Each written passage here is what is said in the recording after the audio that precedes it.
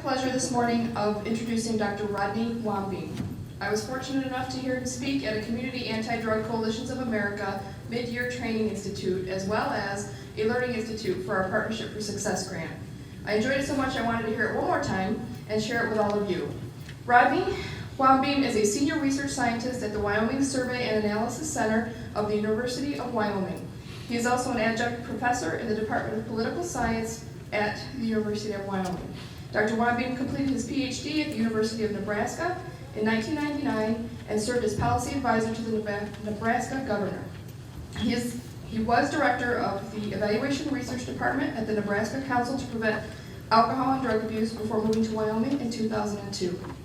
At WYSAC, Dr. Wambeam oversees numerous prevention research projects. He was the principal investigator of Wyoming's 21st Century State Incentive Grant and Strategic Prevention Framework State Incentive Grant, and Oregon's Strategic Prevention Framework State Incentive Grant Evaluation. He is currently principal investigator of Wyoming's Federal Prevention Block Grant Evaluation, Wyoming's Partnerships for Success Evaluation, Oregon's Partnership for Success Evaluation, and numerous other state and local research projects. His new book, The Community Needs Assessment Workbook, from Oxford University Press, came out in 2015. In his free time, Rodney is the founder and coach of Wyoming's only short track ice speed skating team, has been known to organize Muggle Quidditch games for youth and adults, and played the Dean of Research in his son's new movie, Project Cora.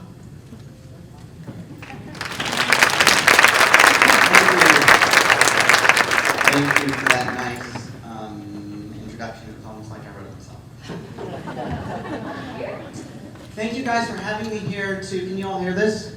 Try to have a little closer. Thank you guys for having me here to New York. I'm super excited to do this. If for no other reason, because I have a microphone. Have you ever been to a conference and there's a breakout and someone stands up and someone goes to give the microphone and they say, "No, I have a loud voice," and that is not me. I love having a microphone. And I think part of that is I have a wife and 4 daughters at home, so I have no opinions. I don't talk very often at home, and I haven't held a television remote in like 12 years. So I love having a microphone, and also because I can tell you this story about my son, who's 21, so if you're keeping count, it's 5 kids. I actually own 2 minivans. So wrap your head around that. About a week ago, I realized it's a really fine line between the phrase "I own 2 minivans" and "I own too many vans." So my son, who's 21, and I like to tell this because I have a microphone. And my son is 21. He came to me. He used to be really into this thing called the CERN project. CERN is the CERN is the European Nuclear Physicists Association. He was really into physics and quantum physics and stuff. And I know you guys are too. That's why you chose the field that you did. You went to college and just like, I want to study all the math and physics I can. And anyway, he was about 12. He was really into this project. And he would come to me and he would be like, "Daddy, did you see what happened with CERN today?" And I'd pretend to be interested and he'd tell me. And one day he comes to me and he says, "Dad, did you see what happened with CERN?" And I was like, "No." And so if you don't know about CERN, CERN was this project where they were digging in Germany this tunnel, and they were building an atom collider in it. And so he would come and he'd be like, so there's physicists, and then there's engineers, and people digging. So one day he comes to me, and he's like, "This is what happened, Daddy. They're digging this tunnel, and they're building, and they got to the end of the tunnel, and they hit this pocket of helium, and they had to evacuate everybody from the thing. They had to evacuate the engineers, they had to evacuate the scientists and the physicists, they had to evacuate the builders and the diggers." And I was like, "Wow, that's really interesting." He goes, "Yeah, how do you think they figured that out? I mean, do you think 2 guys are walking along and the one says, 'Hey, does anybody smoke gas?'" You see, that's why you have to have a microphone for that joke. 'Cause that's it. So I'm here to talk about millennials. I've done a lot of times, in fact. And so I was getting coffee earlier, and I overheard someone walk into the room. I won't say who it is, in the 4th row with the flower dress. Said, "I am so sick of hearing." Yeah, it was you. I'm sorry. I'm so sick of hearing about generations. You're sick of it. This is the 35th time I've given this presentation. And actually, it's a little bittersweet for me because this is actually the last time I've given this presentation. and until someone else asks me. But, no, so seriously, I don't have any others. This is literally the last time. And I think because, oh my gosh, by the time I'm done giving this presentation, millennials will be retiring. But apparently they're still a thing. So I hope you like it. I have done this presentation for small groups, little workshops of 10 or 20, and I've done it for really large groups. I've done it for law enforcement, treatment people, prevention people. The largest group I ever did this for was at the Community Anti-Drug Coalition of America, Canada, just over 2 years ago. There were 2,600 people, right? Which is a cavernous ballroom. You can't see the back. And it's such a big conference. Has anybody ever been to CADCA? A couple people. So it's such a big conference, they have their own Twitter feed. And so I didn't really realize that because I don't tweet or whatever. I'm too old. I used to say I'm too old for that. I'm either too old or I'm not the president. Because that's going great. And so, but a couple weeks after I gave the presentation, I realized there was a Twitter feed. And so I was like, oh wow, I wonder, I looked and they tweeted about me. They said, Dr. Rodney Wambeam about to give the breakfast keynote on millennials. Don't miss the breakfast keynote, whatever. And I thought, wow, I wonder what people said. There was a single tweet in response to that announcement. And it was so good that I have renamed my presentation. It's from a young man named Tim Curtin. So my presentation is called, Now, Yes Please, Teach Me About My Generation, Middle-Aged Bald Guy.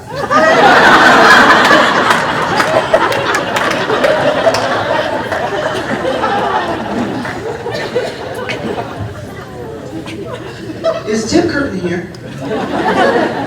So this is the thing, Tim. Okay, I know I'm bald. My head is shaped like a light bulb. I get that. I look in the mirror and it's like my shirt had a really great idea. Some of the bald people get that joke. Tim, if you're going to publicly make fun of somebody, probably not the guy who's going to do this 34 more times. Because every time he will say this, which is, I don't think Tim is here. Because based on his Twitter feed, right now, he's in his parents' basement, playing video games, waiting for the next Star Wars movie to come out, and wondering why he can't get a date. Anyway, it is a great tweet. I'm going to change it if I ever do it again too. I am so sick of hearing about this generation stuff. Anyway, so we're going to talk about millennials today, and we'll see what happens. I want you to think about a couple things. First of all, consider this, or at least assume this with me, that there is something called a generation. There are reasons to believe it's not really true, right? But for the moment, at least for the next hour, go with me on this idea that there is such a thing, that 80 million people could have sort of a common spirit, right? A common experience, right? And that's maybe a big assumption to make. That there is this sort of zeitgeist, that there's a spirit of the time, a spirit of the age, right? If it helps you, think about it this way, that 80 million people could, on average, be a certain way, right? So think about it epidemiologically. If 75% of the people believe something or have this kind of attitude, behave this way, then that's most of them, right? So think about it. We may get to an hour and you might say, I don't know if I believe this generation thing. But for the moment, for the next hour, go with me with the idea that there is such a thing as a generation. And generational research has had its struggles. In the past, generational research was typically the study of white college kids, right? And that's not true anymore. This is the most diverse generation in the history of America, and it's also really a global generation at this point in time. So go with me with this generational thing, and at the end you can decide. Also, I should say to you, I have been interested in generations for a very long time. In the 1990s, a book came out by these two guys named Howe and Strauss. They're more famous now than they've ever been because of a book they wrote on generational turning that makes Steve Bannon think it's the apocalypse. It's a whole other discussion we can have in the hall.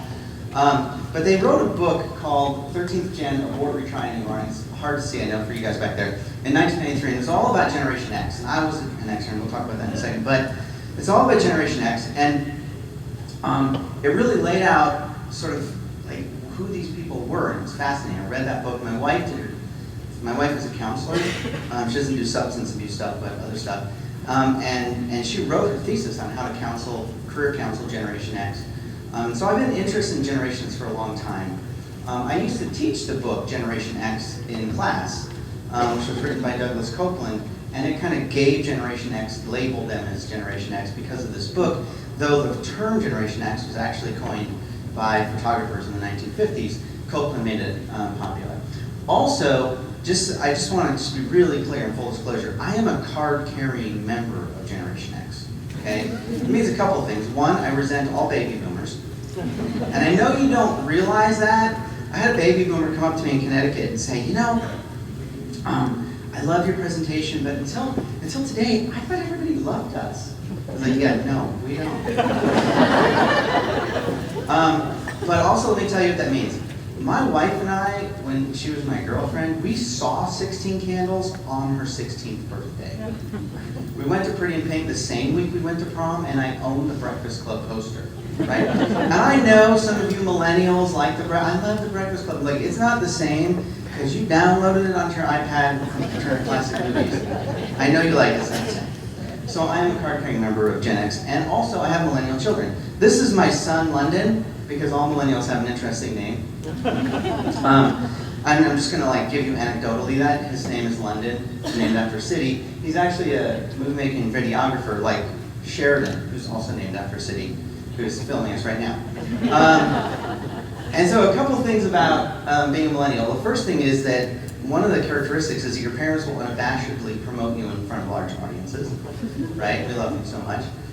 But the other thing is that millennials, we told them their whole lives, we told them, you can be anything you want to be. So my son, he's like, I'm going to be a movie maker. He's 14, he makes a feature-length movie. He calls a movie theater, they put it in there, right? And what do? We're like, yeah, let's cash your college account, buy you a camera. You know, this is what we do. In fact, I was giving this presentation. Afterwards, this woman comes up to me and she goes, wow, you know, it's really interesting is, I have a Gen X daughter. But then 14 years later, I got pregnant again, so I have a millennial daughter. And one day, my ex-er came up to me and she goes, Mom, how come you never told me I could be anything I wanted to be?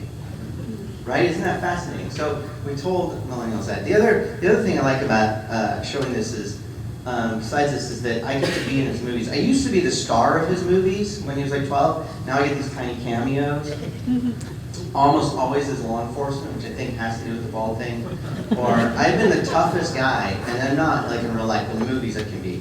CIA, Men in Black, detective, whatever, I'm always that guy. I was playing the Dean of Research in this new movie, Project Core, that he has out, which isn't his newest movie, but this guy in yellow that you might not be able to say, his name is Sean Coyle. He's a great actor. He just graduated from the University of Wyoming in the theater department. He and I were filming this scene in this movie, and it's about a guy who creates artificial intelligence, and he creates it so that it learns to love, and then he meets a young woman who believes that she is a robot with that in her, and she falls in love with him, so it's something like that. And I'm playing the Dean of Research, and I'm knocking on the door. We have this scene, and my son is filming it with his camera, and it's on his shoulder, whatever, different takes, and it's been late. We've been filming all day in this basement apartment. I knock on the door, and we do this thing, and then my son turns to me. He goes, Dad, he said Dad, because when he was 18, he came to me. And he's like, can I talk to you about something? I'm like, yeah, he's really serious. He's like, you know, I turned 18. Like, yeah. So, be okay if I start calling you Dad instead of Daddy? Oh, no. So now I'm Dad.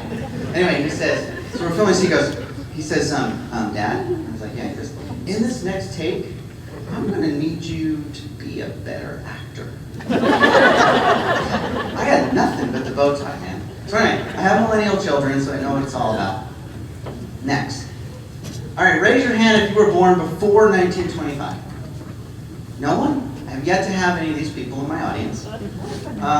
If they were here, we'd give them a round of applause. This is generally called the World War II or GI generation, what Tom Brokaw called the greatest generation of Americans, right? They fought in World War II, they lived through the Great Depression, right? And hopefully that wouldn't be one of my presentations. Now raise your hand if you were born between 25 and 42. Anybody? Every now and I have one. You are part of what's called the silent generation. So So we've heard enough from you now.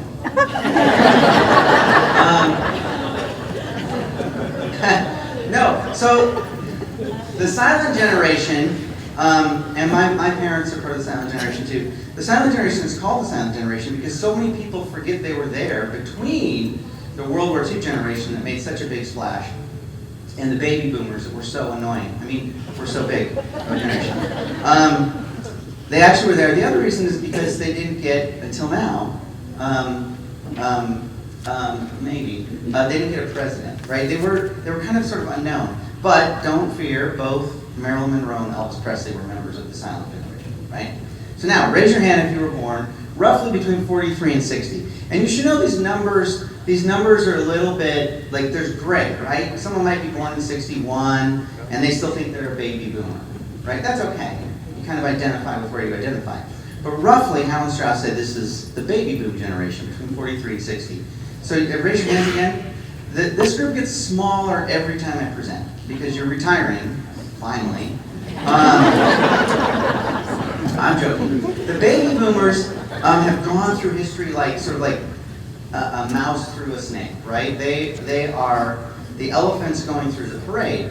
And in reality, I did this workshop and I had people in their generations sort of break into small groups and what are the words that come to mind when you think of that generation? And I had the millennials go first, and the words for baby boomers were like greedy, selfish, self-absorbed, like those were the words. And the county librarian, who's a baby boomer, she just goes, wow, have you guys ever heard of the civil rights movement? And the baby boomers actually accomplished a tremendous amount of stuff and did things as well, fighting in the Vietnam War and other things. But they have gone through the world like this. Elephants are great because there's such a large generation and so many things happen. Raise your hand if you're born between 61 and 81. Wow, so more and more Xers, these are Gen Xers, that's where we are, more and more Xers in my presentations, and the amazing thing is we're all still going like, how are we in charge now? Right, but we are, right? And while the boomers went through the parade like elephants, the Xers feel like we were behind them with shovels. Which probably isn't totally fair. But anyway, I'm going to get to some numbers in a second. But we're Gen Xers, and remarkably still amazed that we're in management positions and running the world for the most part now. Finally, raise your hand if you're born between 82 and 2002 roughly. You guys are millennials, right? Moving into the workforce. It used to be called Gen Y, but millennials decided they didn't like that because it just implied they were coming after Gen X, so they changed it on the internet to millennials.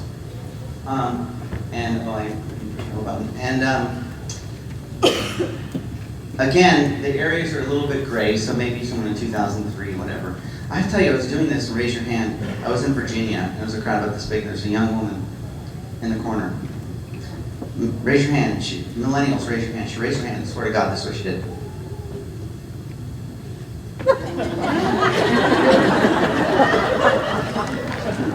Like she was the Queen of England. And so I called her out on it, as I'm like, you know it's not a parade, right? That and then she seemed so disappointed. It was okay, because afterwards I gave her a trophy. Wow, but so she was participating. Yeah.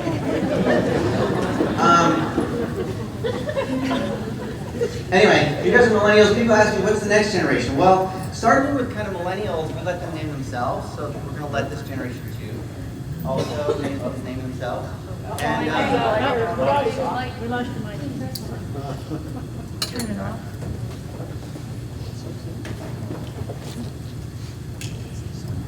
there's that. Oh wow! Look at that. That's awesome. Thank you. Every time a tech person runs the stage, you're sure they're a millennial. Anybody doing videography or technology? Thank you. People have asked. People ask me what the next generation is called. So some of the names that have been bantered about are the Minecraft generation, the Screen generation. My favorite is the Homeland generation, group of young people that don't know the world before 9/11. So we'll see what they want to call themselves. All right. In terms of just raw numbers, There were 77 million baby boomers, 51 million Xers, and 80 million, some people estimate more like 83 million millennials, and growing, right? And how you can't give birth to a millennial anymore. Why is it growing? Immigration. This is the most diverse generation in the history of America, and it's the largest in terms of raw numbers, bigger than the baby boomers, right? We haven't seen this kind of immigration and diversity since like the 1880s, and people were coming through Ellis Island, right? So a very diverse generation, very large generation, really having an impact on America. So, oops, let's go back. Let's talk about what's wrong with them. This is data just from the Youth Risk Behavior Survey for America. And what you notice about millennials, and this is past month alcohol use, past month tobacco use. Let me just say this with a couple of exceptions. In nearly every case, millennials behave better than the generations that came before them, right? Their version of rebellion is to behave well, right? To look at their parents and say, wow, that wasn't working for you. There's a couple of exceptions to that. And this is not just for alcohol and tobacco, it's for wearing a bicycle helmet, it's for violence in schools, and even though in the media you see like shootings in schools, violence in schools, bullying, carrying a firearm to school, getting in a fight in school, way down over the last 20 years, right? Part of that is that we did that for them. We have been preventing, right? Because what was prevention like for me when I was in school? Just say no. I had this really complicated one. I didn't know how to get dressed in the morning. Because I'm like on my bed and I have these two t-shirts laying out, and one says just say no, and the other says just do it. And that was like as good as prevention got, right? So part of this, we did this for them. There are two exceptions to this. The first is opioids, which have a massive crisis in right now. And I'm not going to talk about that because you guys are going to spend the day talking about it. The second is marijuana. What we've seen among this generation is a real lack of perception of the risk of marijuana because of its medicinal use, because it's being legalized everywhere. I do a lot of work for the state of Oregon. I spent a lot of time in Portland. When Oregon legalized marijuana recreationally, I like to call it retail marijuana, when they legalized it for retail availability, I'm not even kidding, the headline of the Oregonian that day was, what if Oregon legalized marijuana and nobody noticed? Right? Because it's Oregon, come on, like people are smoking in the parks, right? But what you have with this generation is a real lack of perception of risk or the sense that marijuana is safer, or that it's, I'm not kidding, a green drug because it's grown like a plant. It's like eating your vegetables, really. So those are two exceptions. But on balance, millennials have been behaving way better than the people that came before them. All right. So what researchers say, the question I want to pose to you to start with is, so are millennials really these sort of entitled, lazy, narcissistic generation that the media portrays them as? Or are they simply like other generations, just adapting to the times that they are coming of age, right? And so we'll talk more about that. Stop. What I want to do first is show you a couple of millennials, and here's the first one. Sorry, I had to make that stop. I just want to give you a piece of advice. I know some of you present at conference and stuff. This is just what I want you to know. You will always get better evaluations in the end if you show a clip of Beyonce. That's just how it works. I want to show this for a couple of reasons. The first is to put to the point that millennials are not kids anymore, right? They're up to 36 years old. They're having children and buying houses and running businesses and having careers and stuff. It's only the tail end of them that are still in high school right now, right? So millennials are getting older. The other thing about millennials, one of the interesting things is that there's a lot of, especially within popular culture and music, a lot of empowering messages that come out, especially for women. You can't be the most diverse generation and not have a lot of that sort of empowerment and stuff. I guess you could, but there are a lot of empowering messages, and so you get that from people like Beyonce, Katy Perry's Firework, Katy Perry, whatever. Now, I do want to say, for every song that Katy Perry does, like Roar, there is a song by Nicki Minaj. So it's not all good. You guys, my daughters are like, wait, you know who Nicki Minaj is? Like, I do. Because I have YouTube also. So she's a millennial. Here's another millennial. Have you ever been driving in the car and you're listening to the radio and a song comes on, and you're like, oh, I like this song, you turn it up, and then a second later you go, oh, it's Taylor Swift.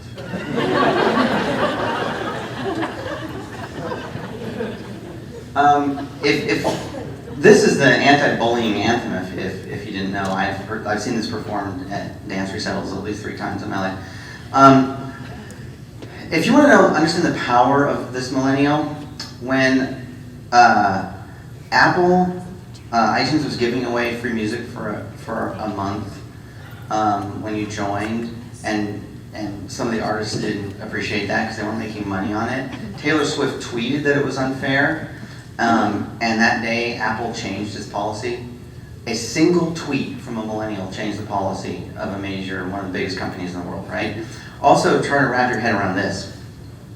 When her 1989 album dropped in 2014, in October 2014, there was a week where NPR reported this, that there was a week where 25% of all the music sold in the world belonged to Taylor Swift. Right? She's amazingly powerful. So that's the power of millennials. They really are changing the world at this point, especially as adults. Some other millennials that you might not realize are millennials, right? LeBron James, Steph Curry, right? You know Steph Curry is the dude, you're on a very different coast, right? I get that. The guy hit 400 three-pointers last year. And this is the thing.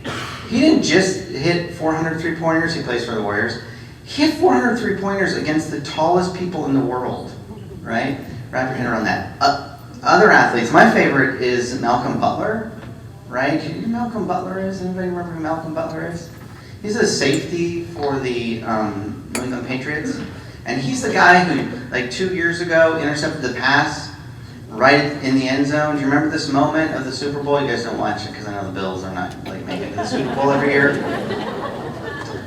He intercepted this pass and saved the game, right? And what I love about Malcolm Butler is that a year before that, he was working at a Popeye's Chicken, waiting to get picked up. And then a year later, he's the Super Bowl hero. And this is what millennials think. Like, I am just one person's going to see me while I'm working at Popeye's Chicken. I'll be a Super Bowl hero, or I'll be the next American Idol. No, you won't. Malcolm Butler was just like a really great football player who also had a good work ethic, right? And in fact, almost all professional athletes now, whether they are in the Olympics, athletes, or baseball players, soccer players, basketball players, women, all professional athletes, for the most part, are millennials, with the exception of like a couple hangers-on, like Tom Brady. Cheater. I know how close to Boston I am, but I thought it was safe to say that. Anyway, also like all the girls young women from the Pitch Perfect movie. Lena Dunham is a millennial. A lot of people in entertainment. There are a couple of politicians. My 2 favorite politicians, Tulsi Gabbard, Democrat from Hawaii, who is an active military veteran who caused a lot of trouble for the Democratic Party. She's an up-and-coming. She's my bet for the first woman president in the world, or in America. And then also, there was I forget his name. He's a Republican from Illinois. And do you remember he's this guy who decorated his office like Downton Abbey? Love this guy. And this is my favorite part of him. He was always like, instead of being in Congress, he was like surfing, taking pictures of his abs, right?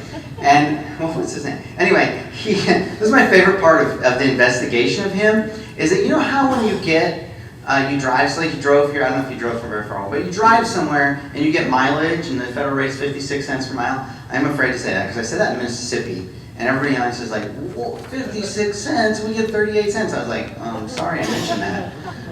But you get 56 cents a mile, right? So Aaron Schock was his name. And he was driving around his district and he got reimbursed $180,000 in mileage for driving around campaigning. But when they were investigating them, they realized his car only had 70,000 miles on it. Anyway, I love Aaron Schock. All millennials. Also the 2 most annoying people in the world are millennials, and of course I'm talking about Kim Kardashian and Justin Bieber. And we say Kim Kardashian might be an exer, but we do not want her. We did not do that. You did that, you young people. And Justin Bieber, I know you're not going to raise your hands. Some of you are believers. I'm going to say just stop. Stop encouraging him. Anyway. let's talk about, oops, too fast. So what researchers say is to understand millennials well, you have to understand generations that came before. So here's a couple quotes, I'm gonna read this for you. From the Pew Research Institute, this is about baby boomers. And the thing I like is this notion that baby boomers, and you can say this, they're wondering why they're not young anymore, right? Like, how did we get this old? We were the people who coined the phrase, don't trust anyone over 30. And they don't want to be, and I get that, because I don't know how I got this old either, but they're still like, how do we get, like, we really were this young, we're active, and they still go to, like, the most popular concerts, and the biggest money-making concerts in the world are still like the Rolling Stones and the Who and stuff like that. And they really don't, and I applaud them for that, for saying I don't want to be there. I'm still young, right? Let me give you an anecdote about that. Has anybody ever been to the Villages in Florida? It's a really creepy place. I did this once, and this guy's like, oh my gosh, my dad lives there, and I'm like, I'm really sorry to say this. She's like, no, you should say it. It's kind of cool on the outside. The Village is 180,000 people now, and it's a retirement community that has not gotten elected. It's 180,000 people. It doesn't have an elected Democratic council or anything. It's just got a board of directors, and everyone drives around in golf carts, and it's just like, it is a testament to youth. It's softball leagues and movie theaters. There's a college campus, all this stuff. And you can't live there if you're under like 65. You can come to visit, but even if your kids come visit, they are like time limited to like 3 days. And you have to leave, right? Because who wants healthy young 20-year-olds getting in the way of who we are? And I get that. And so the Villages is really interesting, and it's kind of like, their biggest problem is like, is automobile crashes between golf carts, right? But this is the other thing about the Villages. They have the highest single STD rate in America, right? So this is, you know, a generation that's like, I don't want to embrace aging and stuff. I'm one of the first to do that. Xers were an unwanted generation of Americans. And I said this to my mom, she's like, but I loved you, I wanted you. I'm like, not me in particular, but just on balance, right? Generation X came of age, we were born when abortion became legal, when birth control became ubiquitous, and there was something called the anti-child genre of film. Right, remember this? Rosemary's Baby, Omen, Children of the Corn. And the message was really clear. A baby will come out and kill you. Right, that was us. When millennials came along, they replaced that genre with like baby geniuses, Baby's Day Out, right?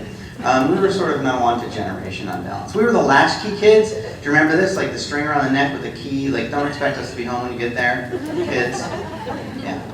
Millennials are the most nurtured generation in the history of the world. Let me tell you something. If you go back to like the 1920s and 30s in New York City, they had this thing that they sold where it was like a chain link fence thing, and it's stuck out of a window in an apartment building like an air conditioner might, and you'd bolt it down like this, and there's a little pad, you put a baby on it to get fresh air. God, we would never do that for a millennial. We have self-folding strollers now, right? We take them to the park and we nurture them. They're an amazingly nurtured generation. Which is going to lead me to this joke, which I said I wasn't going to tell, but I'm going to tell anyway. Which is, this is a generation that this is a generation that has seen a return to carrying the babies, right? Co-sleeping with babies, and breastfeeding. What we had in this country was an experiment in the West, and especially in America, where we stopped breastfeeding, where we pushed formula, and also we've seen a return to nurturing and breastfeeding, long-term breastfeeding, things like that. The good news is, though, for those of us from generations that didn't get breastfed, there doesn't seem to be sort of a lasting psychological impact at all. Now, where did I put my latte? So, that's the best joke I've ever written. And some of you will be in your room saying, oh, latte, I get that. Like, right? I told that joke in Mississippi, and crickets. I don't know if they don't breastfeed, and some people are just like, I can't believe you mentioned breastfeeding. They don't breastfeed, and also they don't have coffee in Mississippi, so I think it was a combination. But you get that a latte is a sippy cup full of warm milk, right? Anyway, that's the funniest joke I've ever written. You'll all recognize that tomorrow. So let's talk more about millennials. First, millennials in community. Millennials are, as on balance, completely okay with gay marriage, amazingly diverse community. First generation that really doesn't, the majority of them really don't bat an eye at marriages between people of different ethnicities or religions and things like that. They are also a generation, I put millennials in religious affiliation, they're a generation that on balance is not nearly as attached to religious institutions, right? They aren't attached to the synagogue or the church in the way, and not all of them, right? Some of them are, but as a generation, not really attached to those institutions. They're a little bit skeptical of institutions like that. Here's a story to sort of drive that home for you. My daughter, Ruby, who's 13 now, my kids go to this thing, it's a Hebrew camp for kids out in the West. What happens is they get Israeli college students to travel around the Mountain West where there aren't synagogues and stuff, and do these like 2-week day camps for Jewish kids, and they go and stuff. So my daughters have been going that for a while. My daughter Ruby, who was 13, when she was 10, she came home from this camp, and she's so puzzled, and she looked at me, and I was like, "What's going on?" She's like, "So, Nanny and Augie, that's what we call my wife's parents. Nanny and Augie are from Long Island, and they have Hanukkah and Passover." And I was like, "Yeah, but Grandma and Grandpa, that's what we call my parents, they have Christmas." I was like, "Yeah." She goes, "And that's why we're Jewish." And she goes, "You know, we're Jew-ish." That's a true story.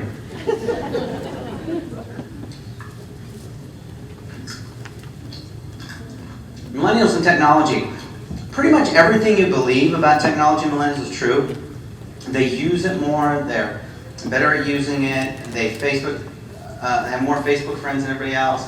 They, on average, research has shown millennials send and receive roughly 88 text messages a day, right, and stuff like that. But also, I want you to do this. Finish this sentence for me. Borrowing this from Jason Dorsey. You're going to see him in a few minutes. Finish this. Millennials are technologically... No. They really don't know how Facebook works. Millennials are technologically dependent, right? Some of them do know how stuff works, but mostly they're just dependent upon technology and understand anything. I'm going to show you a quick clip of a guy named Jawed Karim. Alright, so here we are on the elephants. Cool thing about these guys is that they have really long trunks, and that's cool. And that's pretty much all there is to say.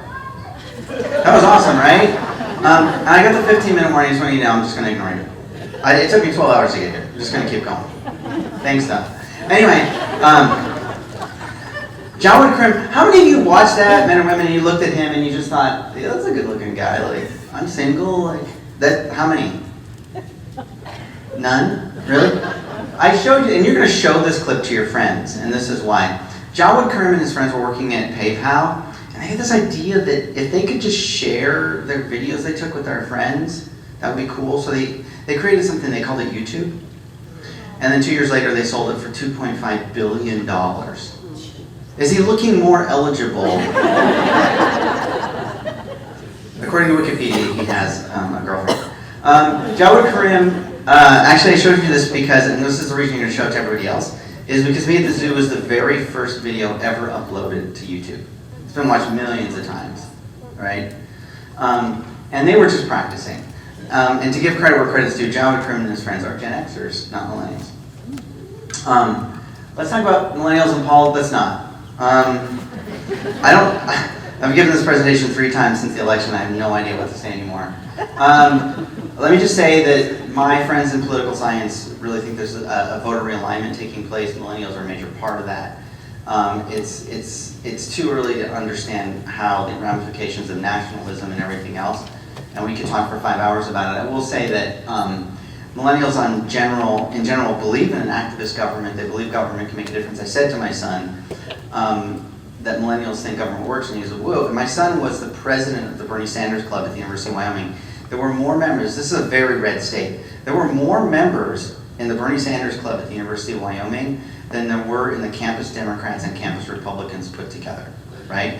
More people showed up to see Bernie Sanders speak at the University of Wyoming than voted in the primary 4 years, or participated in the caucus 4 years ago in the entire state of Wyoming, right? So I said to my son, like, you believe government? He's like, no, no, no, no. We don't believe government is making a difference. We believe government could make a difference, right? So they are activists, and in most ways, very sort of socialist. But nationalism plays a role, and it's all very complicated. I will say, in terms of our work, one of the things that we have to struggle with is that millennials by far support the legalization of marijuana, which of course is going to make our jobs harder in many ways. Let's talk about pop culture. Only millennials, in one word, what is this? It's a clue, right? Oh my gosh, we spoon-fed millennials knowledge. And to give you a sense of that, Sesame Street was every vignette in Sesame Street, that's what extras grew up on, every vignette in Sesame Street, or a third of each of the vignettes in Sesame Street was researched, and focus group with kids, right? Every episode of Blue's Clues was researched 3 times. The director of research had a PhD from Columbia University, right? So Blue's Clues was made for 3-year-olds, right? Do you remember watching this with your kids? Like, it was painful. Part of it was, it's the same show every day for 5 days. It didn't change, right? And this is the thing, Sesame Street, there was this episode of Sesame Street where Big Bird was wondering why everybody had a name but him, whether it was Oscar or Elmer or Zoe, and he was like, how come I'm just called Big Bird? Like, I need a name. The whole episode, the creators thought it was genius, right? They focus grouped it with little kids, like the 3, 4-year-olds, 5-year-olds that watched, and they were like, this is stupid. Of course he's called Big Bird, it's what he is. They didn't get that, right? What were the names of the characters on Blue's Clues? Salt, pepper, chair, pail, shovel, mailbox, right? We spoon-fed knowledge to millennials. And then there was also this.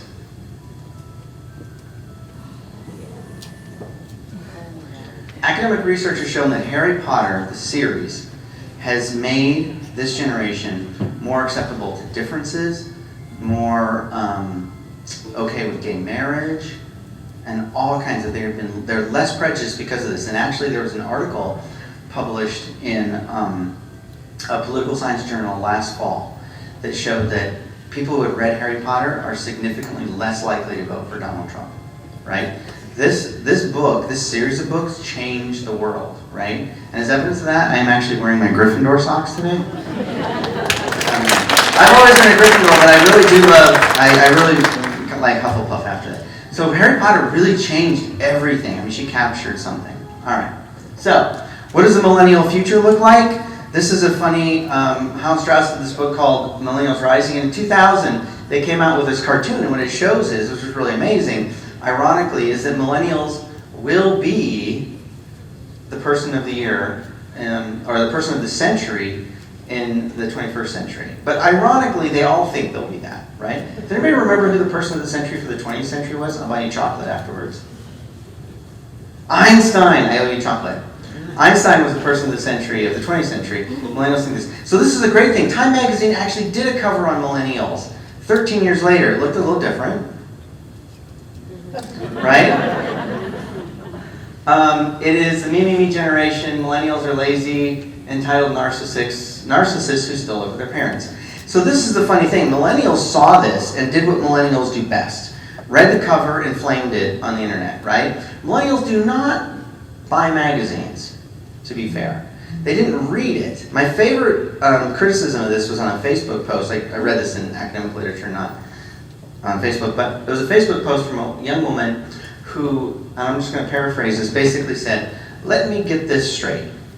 Our parents and grandparents have destroyed the environment, put us trillions of dollars in debt, ruined our relationships with other countries, have pretty much been morally bankrupt, and we're the lazy narcissistic ones, right? The funny thing is they didn't read the article whose subtitle is Why They Will Save Us All, and it's all about why millennials are so great, right? So there's been a lot in popular media, and we'll see. So as we go forward, I have 3, I'm a prevention person, So, and I get that my wife is a counselor, so she comes to me and she's like, I have this college student who is my client. Everybody at the university is using marijuana. I'm like, well, actually, your student and her friends might be, but our surveys show that most people aren't using marijuana. But so I get that a lot of you do treatment and stuff like that. But I do prevention, and especially population-based prevention. So these are my challenges for effectively doing prevention. Number one, stay the course. First of all, those are my twins.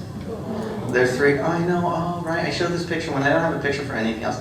I put the little picture, they're so sweet. This is truly, that's Winnie. And every time everybody goes, oh, I was doing this presentation in Wyoming a couple years ago. And those are my twins, oh, and this woman in the back of the room, I swear to God, she goes, wow, your wife must be really pretty. Like,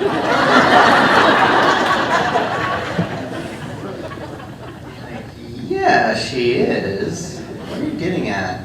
Anyway, so the first thing we have to do is stay the course. Did you see those numbers before? We have been doing a great job with millennials, right? We have to keep doing our work. We have to keep giving them good places to live, good places to grow up. We have to keep giving them prevention programs and treatment that works and things like that. Number 2, that's not one of my kids. We need to use technology better because we stink at it.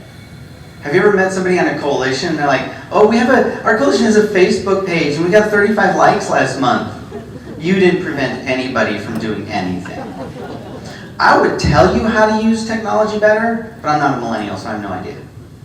Right? Number 3, we need to involve parents more. Millennials are a generation of people that, on balance, look up to their parents as mentors. Google and LinkedIn have Bring Your Parents to Work Day, right? They really do see their parents as mentors. We need to involve, not as tokens, but think about how do we leverage how millennials look up to their parents to do this work. And I wanted to say one thing, too, about number 2, I forgot what I was going to say, about using technology. I met a young man in Pennsylvania who has an app that helps with like a 12-step kind of program. He is bringing this notion of if you're doing treatment and traditional, and I don't do treatment, but sort of traditional treatment, this is a generation of people that need something immediately right now, right? And he's created this app that does all that. So that's the kind of thing I think we need to start doing. Anyway, involving parents. How do you leverage parents to work with these young people? Because they really do, on balance, look up to their parents a lot. Number 4, we need to take advantage of teamwork. Millennials collaborate to a fault. We have a guy in my office named Shinzei who's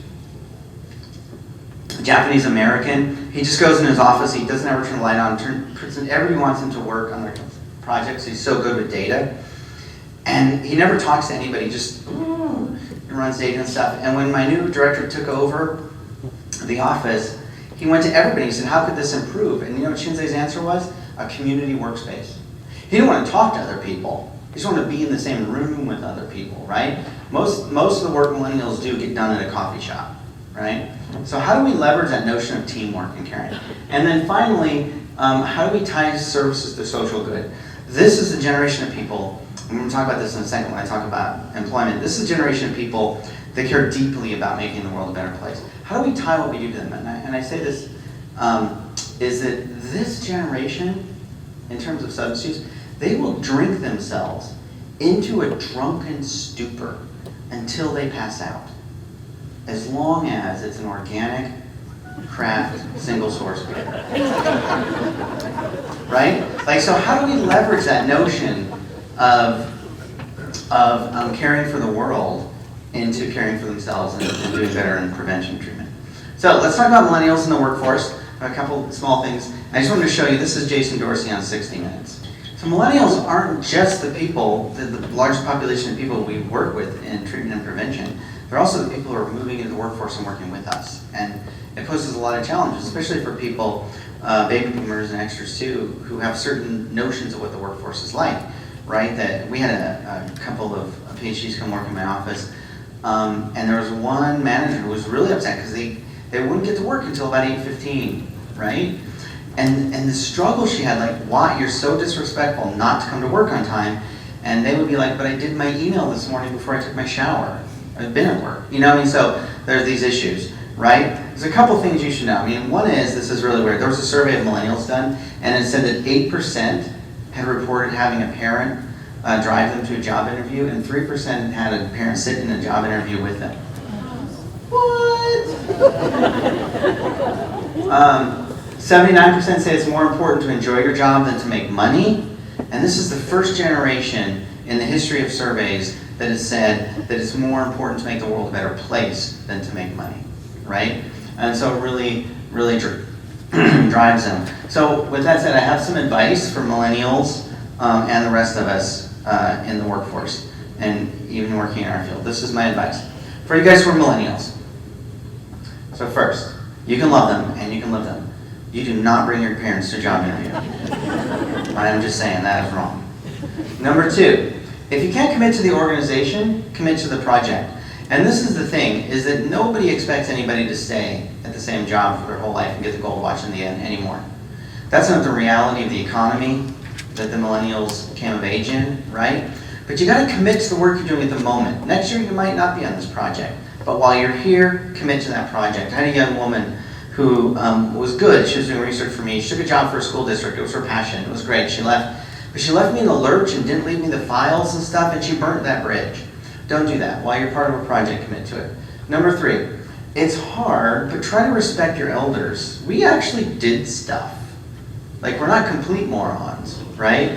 And we may not know how to program the DVR, but we do know a lot of stuff. And it isn't that they don't. They actually do look up to parents and others pretty well. Number four, hold on to your optimism as long as you can, because you too will soon be jaded, like the rest of us. But for the moment, millennials are very optimistic about their future, despite the fact that they came of age during very difficult times.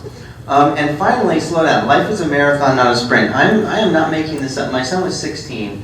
He had created his second feature-length film. He showed it in a movie theater. We were walking home one night. It was a lovely summer night. I can't remember when it was. We're walking home, and he seemed a little troubled. And I said, "What's going on?" He's like, "Yeah, Dad, I'm concerned that I've peaked." What? Have you even hit puberty? Like you've peaked? Right? Life is long. There's still a long ways to go. So pace yourself. And for the rest of us, boomers and Xers, first, evolve already. We are not dinosaurs. We have to keep pace with the world. I know it's hard, but you need to keep pace. And number two, embrace the millennial workplace culture. It's actually great. It's what everybody wants. Flexibility. If your kid gets sick, you get to go home. You know, I know not everybody's like that. An emergency room doctor can't call and say, "Oh, my kid's got a cold, I'm going to take the day off." But for the most part, embrace it. It's a flexible, collaborative, supportive work environment, and it's what we should all have. Number three, mentor and provide lots of feedback, right? I need to say this, and I can say this, and I don't know where your county stands and stuff, but I'm flying home tomorrow, so I feel like I can say this. It is time to kill and bury deep underground forever the annual performance evaluation. It doesn't, I always go around with that. It doesn't make, I don't want to know 6 months from now I messed up, or that I did a good job. The world doesn't move that pace anymore. With millennials especially, you have to give them feedback constantly. They want to know. And in fact, I was in Boston doing this, and like immediately after I was done, people came up to talk to me. The first person was this young woman, and she says, "Oh, that was great, thank you. Can I give you a little feedback?" I was like, "No, people are still clapping. Leave me alone." Anyway, number four. Use the millennial knowledge of technology to your advantage. While they may not all be technologically savvy, they understand how the world is working. If you're a coalition, if you're doing this stuff, talk to the millennials you work with and say, how do we reach people better? What is the speed of this? What's the thing that's being done now? Right? Only old people use Facebook now. And then all you old people that are like over 35 think you're cool for using Facebook, but you're not. Right? And finally, believe in millennials as long as possible, because they too will soon be jaded. All right, so I have one final story I want to say, and in the meantime, I want to say I'm here today. So if anybody wants to talk to me, well, let me say this: First of all, this is all sort of based on my research with millennials. So at the end of it, it'll go too fast, but this slide project is on my website, terrible website, rodneywambeam.com, just a picture of me, buy my book. This is Rodney, here's his presentation. You can get it there. I'm sure the conference people will give it to everybody too. But at the end of it, there's a page with further readings and also citations for all of the stuff I've talked about, the Pew Research Center and stuff like that. If you want to come talk to me, I'm around. I'm doing a breakout session this afternoon. I'm around so we can talk. If you're a boomer, just come up to me. If you're an Xer, just shoot me an email. If you're a millennial, just text. And then I have one final story for you before I go. And it's about my son's friend, Allie. Allie is a great kid.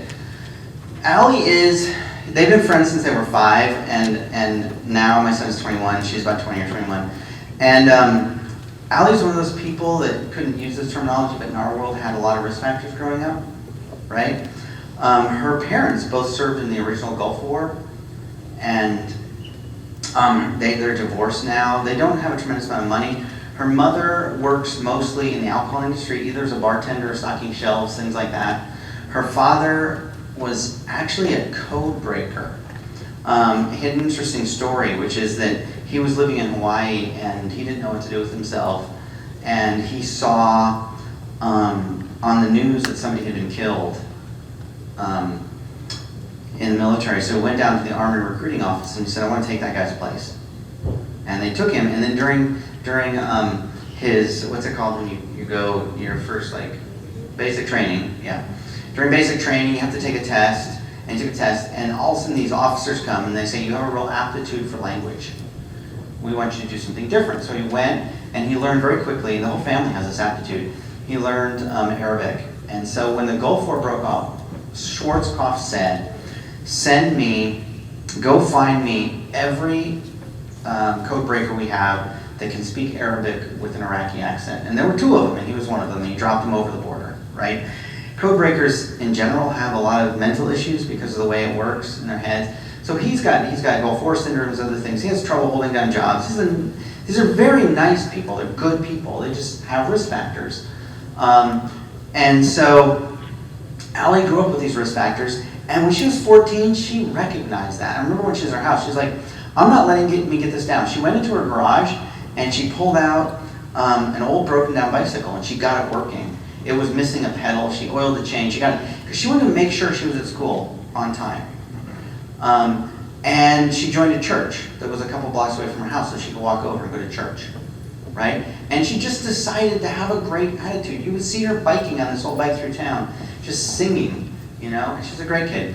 So when she was turning 16, she came to my son and she said, my parents aren't going to give me a sweet 16 party, but I really want to have a big 16th birthday party. My mom, who was a bartender at the American Legion, said, we can borrow the hall. It's empty. There's a wood floor. There's a stereo. Let's pop popcorn, make a mixed CD of our favorite dance music. We'll invite all our friends. We'll have a big party. They're like, great. So they created an Evite, invited all these people, and they came, and it was wonderful. There's more than 30 kids there, and they're dancing. They're having a good time. And they're having popcorn and soda and snacks and doing these things, and it was great. And about halfway through the party, a couple girls take Allie into a bathroom, and they're in there for a while. When she comes back out, all the kids are standing in this circle together, and they're just standing there. She's like, what's going on? And they separated like this, and behind them, brand new mountain bike. They did that for her. Allie became the top-ranked mountain biker in Wambeam, Colorado. She is now on a full-ride scholarship at Bowdoin College, right? She turned out great. This is a really pretty amazing generation of people. They face problems like we haven't known. A global economy nobody understands, a divisive political system that is tearing our country apart, issues with race and police, opioid addiction like nobody ever would have predicted. So, believe in them as long as you can. Give them a great place to work. Give them great services. And hopefully they will save us all. Thank you very much.